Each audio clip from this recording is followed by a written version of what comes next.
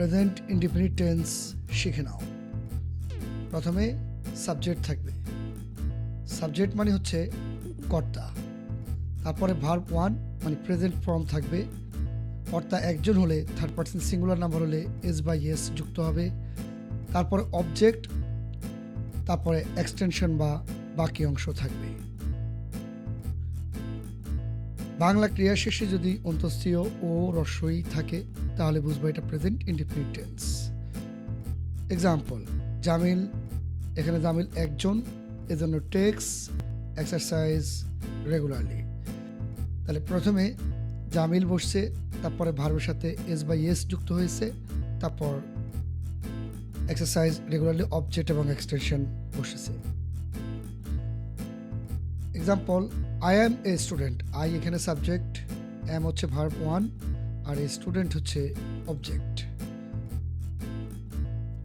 আরেকটা উদাহরণ, you have a nice pen. You এখানে সাবজেক্ট, হ্যাভ এখানে ভার্ব, এ নাইস পেন এটা হচ্ছে অবজেক্ট। Present indefinite tense.